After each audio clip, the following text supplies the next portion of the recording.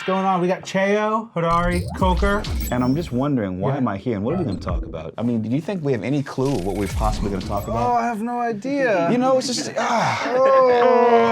just stretching out. Oh, yeah. Heroes for Hire. Totally Actually, unintentional. I almost caused controversy because there is no Heroes for Hire show yet, or at all.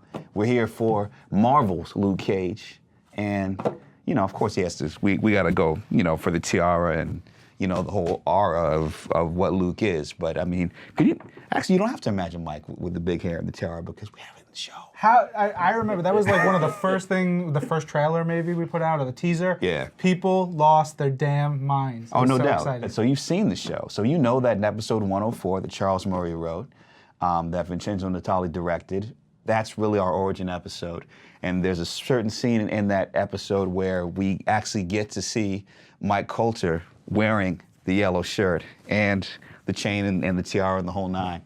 And it's one of those moments that, you know, when you see it, you're just like, oh, I can't believe they're going, oh, they go there, that's cool, but okay, now we're kind of getting everything else. Did you get in there and just like had to take a selfie with him dressed like that? Unfortunately, I wasn't on set because the thing about our producers and writers for the show is that they produce their own episodes, and that was an episode that I would have loved to have done. But Charles, when he came on, Charles he's being bigger than I am. I mean, Charles said, I'm doing episode 104. I'm doing the origin episode. I said, hey, Charles, it's all yours, man.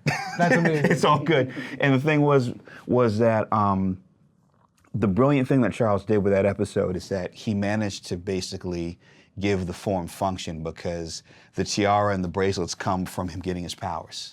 And so there was never really an explanation. Well, actually in the comic book, it was something that he got at a costume store. But by incorporating it into this way, it made it real in a cool way, which was always kind of one of the rules that we have in the Marvel television side, is that, you know, there can't be a frivolous reason for anything. We even had to meet with scientists to say, you know, to talk about, you know, is there any kind of possibilities of what would having someone with Luke's powers, what would that do to you? And like we had to have all these different scientific explanations. And so when you get into the other episodes where they have to heal Luke, there's some people that say, well, this is how this would happen. This is how you would have to do it. So, sure. You know, it's kind of interesting. That's awesome. I want to see more of the science stuff, just because I know a lot of our fans are digging into that. Yeah. So early on in the production, I remember Jeff Loeb, Team Marvel, Netflix, you and the crew, everybody was on this big conference call. It must have been like 50 people. Mm-hmm. And Jeff introduced you, and then you started talking about the show. And I remember right then I was like, oh man, this sounds amazing. You had outlined the show, your vision, your thoughts, and all this stuff to this group of a bunch of suits and just people who are getting ready. Well, you know what's hilarious? The reason I'm smiling is because I didn't know there were 50 people on the call. There were a lot of people on that call. Well, because, you know, I mean, I'm glad I made a good impression. No, you did, and I remember that was like the first thing I was like, this show's gonna be great. Like that moment, I was really excited. And from that point to where we got to, the end result, did it stay the same? Did you veer much? Was it the show that you had always envisioned from beginning to end? Pretty much. I mean, because the one thing that I remember, you know, once I finally got the gig, was it was a conversation that I had with myself, Kareem, Jeff, and Dan, and maybe 45 other people, without knowing it. But where we kind of talked about like what we were going to do in terms of the setting, and I remember that I'd always assumed that we were going to set this in Hell's Kitchen because the other series was set there, and it would make sense that, you know, even with his bar being destroyed, based on the television universe, that Luke would rebuild there. And then it was Joe Quesada that said, wait a minute, you know, Luke's origins from the comic are in Harlem, right? And we said, yes. So why not do it there? And I was quiet because I was like, oh man, if we do this. And then he said, yeah, let's do it. And I was like, oh my God, this is crazy. And the thing that I knew is that the second that I knew that we were going to go into Harlem, it would give us the opportunity to tell a different story. But a story that would still fit in with the other stories, but one that would kind of make this show unique. And so that was really the opportunity that Harlem offered, because just knowing the history of Harlem and the musical possibilities, that's immediately what kind of hit my head, because for me, Harlem is like Washington, D.C., Atlanta, and Vegas all in one place. You have like religious significance, just in terms of like social movements. At the same time, you also have a lot of politicians that have come up from Harlem. And then when you get into the music side, you know, so many musicians. But when you scratch at the surface of the music business, you also get into gangsterism.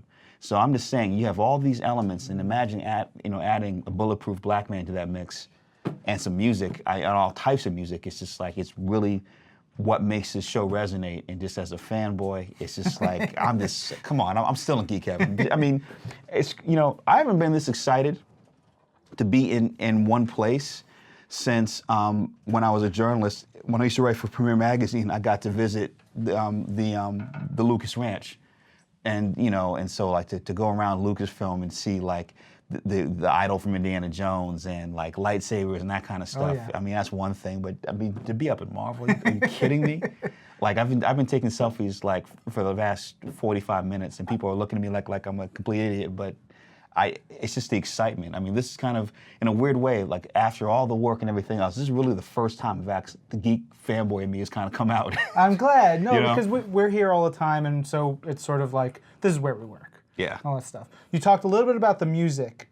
Did you write the show, or did you and the team write the show and the episodes with the music in mind, or how did the music part come? Well, the music was kind of always a part of everything, and one of the things that I always, you know, thought about was, you know, the needle drops and what songs we were going to use where. But then once Adrian and Ali came on, Adrian in particular said, as much as the needle drops are great, we can actually make music that will fit the show and the narrative perfectly. And the deeper that we got into the process, the more they did that. And so, yes, we have some really great needle drops. I mean, in particular, Bring the Ruckus was one that, it's funny, for that episode, we were going to use Mysteries of Chess Boxing, but then after Guillermo had filmed it, it was Guillermo and Tirsa Hackshaw. Tirsa was the one, she's so great with music placement. She said, Chessbox, we tried it, didn't work, but we tried something else, you know. And then she played it for me, and I was just watching the episode with that Bring the Ruckus. I was like, oh my God. I was just like, I knew right then that this was something special. Yeah. And that was the thing. I mean, I always had the Gangstar song titles. Those kind of happened before the writer's room started. But then as we kind of started writing and everything else, I mean, you know, everyone had something to say, and we just kind of collectively made sure that each of the episodes fit the others. And so I think music's an important part, but we also have some really interesting story in it as well. Oh, of course, of course. That said, I do want to talk a little bit about the music and a little bit about the characters real quick. A little word association game. Okay. We like to have some fun on THWIP. So I'm going to say one of the characters from Marvel's Luke Cage. Okay. And then I'm going to come up with a song title, an artist, or a lyric that you would associate with that character. Okay. All right. First up, Claire Temple. I would say, let's see. I would say Wisdom Body by Raekwon the Chef and Ghostface. Your whole body look wild, with a rugged profile, enough to make a hard rock smile. That is pretty, yeah. Okay. I get that. That would be 100%. one. Okay. Cornell Stokes. Cornell Stokes is a Jay-Z song. I don't know. Who would you use? What song? Maybe Encore. Clap Back Like Jordan wearing the 4-5. Okay. You know? Okay. Okay. All right. All right. Mariah Dillard. What would I say about Mariah? Well, you know, of course, ODB, but you know, like Mariah, like Babies and Pacifiers. But no, I mean, she's so formidable, but at the same time has resonance.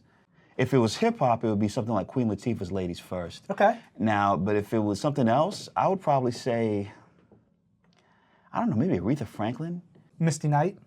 Oh, Misty is the Miseducation of Lauryn Hill.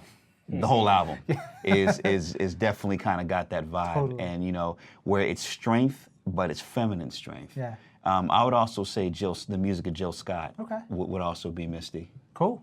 Shades. Oh, Shades, you gotta go Slim Shady. It's gotta be Eminem, you know. Nice. Because or I would either say that, or I could also definitely say something by Wu-Tang because, you know, Theo is Staten Island all day. And so he would kill me if there wasn't a Staten Island artist associated with Shades. Very good. And finally, Luke Cage himself. Luke Cage would be one of my favorite lyrics. I would say Big Daddy Kane's Raw, because one of my favorite metaphors of all time is when, you know, Kane, so full of action, my name should be a verb. And that to me is Luke Cage. I mean, you know, that song, that vibe kind of personifies who he is. I love that. And the other one I would say is OC's Time's Up, because I would listen to that record all the time while I was writing the pilot and the second episode, because it would just kind of put me into like a Luke Cage frame of mind. Nice. Perfect. Yeah. Y'all check out all those songs, all those artists, and we're going to have a great soundtrack and the show. If you haven't watched it yet, the show is incredible. I mean, I don't even know why you're here. Why aren't you watching the show right now? Please watch THWIP and then watch all of Marvel's. Always watch THWIP and then watch all of Marvel's Luke Cage. Absolutely. So, you know, okay, of course you got to be here, but then come on, watch the show. Yeah.